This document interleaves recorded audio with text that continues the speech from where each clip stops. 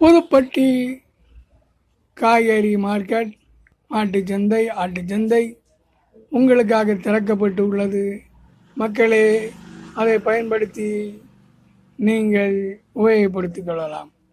விவசாய மக்களே, நீங்கள் விளைவித்த பொருட்களுக்கு நீங்களே விலை நிர்ணயம் செய்து கொள்ளலாம்.